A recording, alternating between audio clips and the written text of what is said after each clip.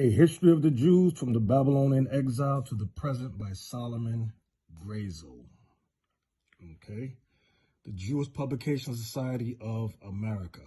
I'm going to go inside this book and I'm going to show you Martin Luther, who is a Calvinist, or some call him the father of the apologetics. And what I'm going to show you is that these apologetics, these Calvinists, are an evil race of Caucasians. They're evil.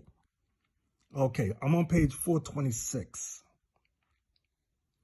It says, Martin Luther and the Jews. In defense of the Jews, Europe in the meantime had witnessed the rise of a rebellion within the Roman Catholic Church. So now remember, there was a Protestant movement against the Catholic Church. Let's see if the Protestant movement changed the Roman Catholic Church's movement. Let's read on. We're here at Martin. Martin Luther, an Augustine monk and an ordained priest, has started out to preach reform and found an unexpectedly large following among the people and the nobility of Germany. Before long, his movement broke completely with the traditions and organization of Catholicism. He became a Protestant, in apologetics. One of Luther's charges against the church and its methods was its harsh treatment of the Jews, talking about the black Jews. He used very strong language to describe the attacks and the persecutions by which priests and monks sought to obtain the conversion of the Jews to Christianity, talking about the Inquisition. The proper way, he argued, was the way suggested by the best among ancient fathers of the church, the way of kindness and consideration. I want to pause there. A lot of these Christian apologists, they come the way of kindness and consideration. They love you in the name of Jesus. They just love you. But let's read on what the Jews thought. To the Jews, these words of the leader of the new movement came as a great relief. They were overjoyed that at last a famous Christian teacher spoke of them as human beings. They did not stop to consider Luther's real aim, which was their conversion to Christianity, as he understood it. They could grasp only the fact of his speaking and writing against the expulsions, I'm on page 427, expulsions and oppressions to which they had been subjected.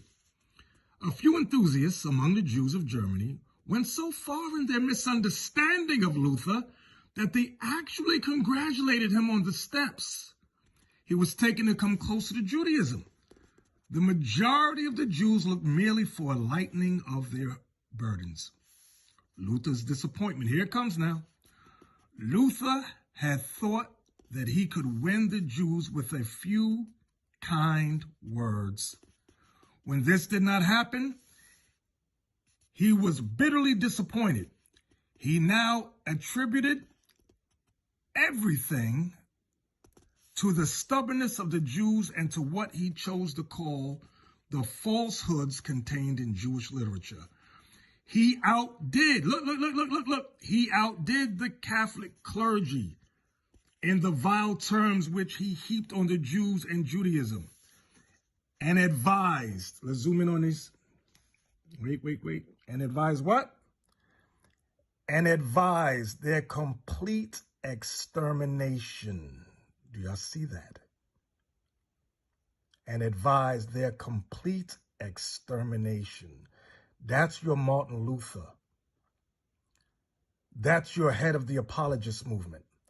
That's your church forefather, a demon, an Edomite demon. All right, we are on page 152. The results of Paul's teachings. It is not what happened to Paul personally that is important, but rather what happened to Paul's teachings. Even while he lived, ample evidence proves that the people to whom he preached had misunderstood him. Do y'all see that? had misunderstood him. He had spoken in terms of high and noble idealism, of charity, that's brotherhood, of personal righteousness, meaning morality.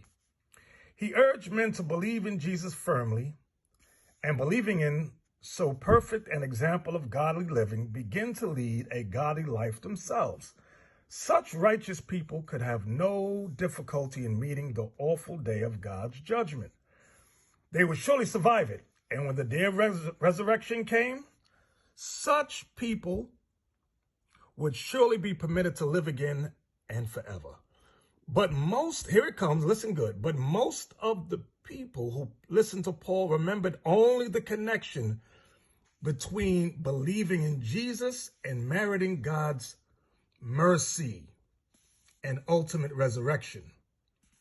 They skipped the middle step, the need to live godly lives, meaning keeping the commandments. These pagan Christians, they skipped the middle step, the need to live godly lives, meaning keeping God's commandments. Thus, faith in Jesus came to be the only and entire basis of the religion adopted by the pagan Christians, while the Judeo-Christians who lived in Palestine continued to observe Jewish law. See, the root and foundation of Christianity, brothers and sisters, is paganism. And they always skip the middle step, the need to live godly lives. They don't want that thing.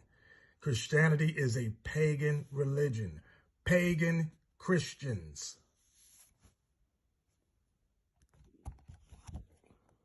All right, Russian icons. This is by Father Vladimir Ivanov. Now I'm going to go inside the book and show you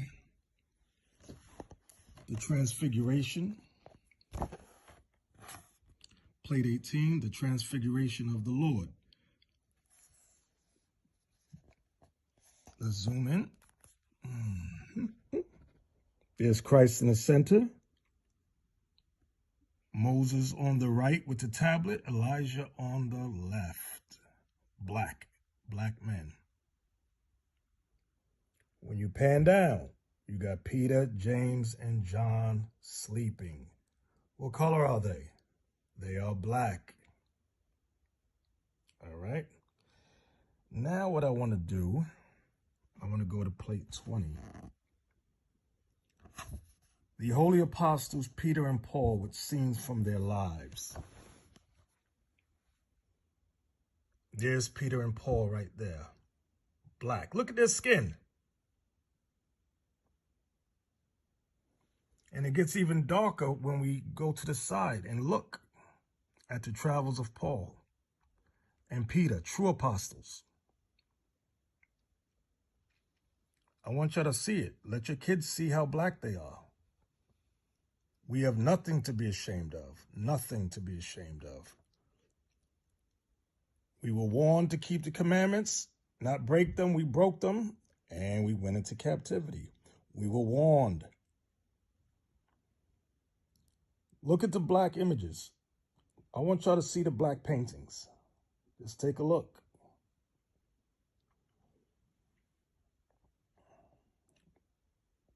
Peter crucified upside down.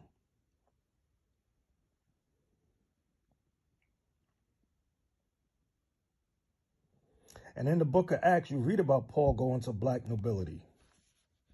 A lot of times we just assume that they were Caucasians, but no, some of them were black. Governors and things of that nature. Do y'all see?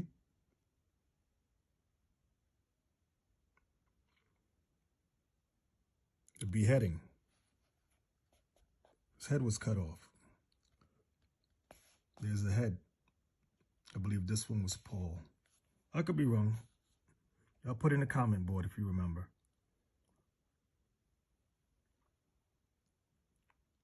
So what are we looking at? Peter and Paul. Let me make sure. The holy apostles, Peter and Paul, with scenes from their lives. So don't let your children be fooled. You don't be fooled. Peter and Paul were black. Christ was black. The apostles were all black. Nobody was Caucasian. There was no Israelite Caucasian running around.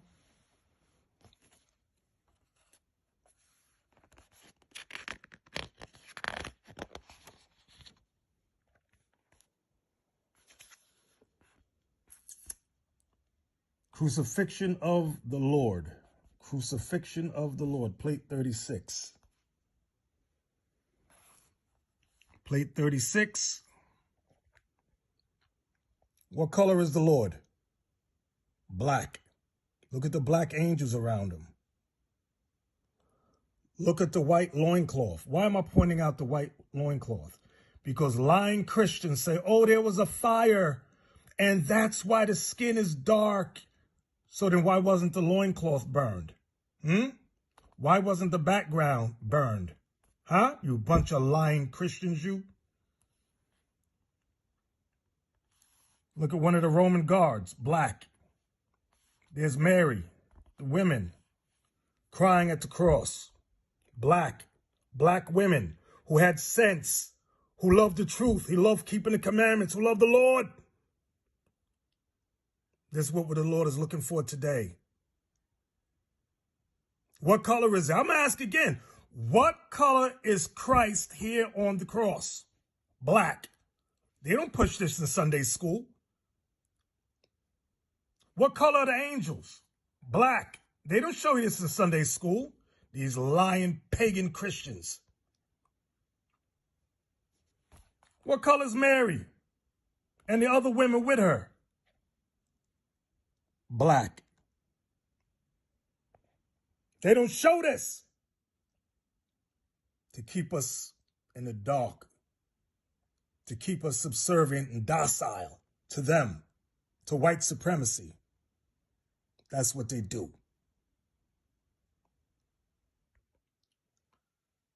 This is what they show us. White people painting white images of themselves as the angels nowadays. This is what's going on. This is the evil of what the Bible prophesied about.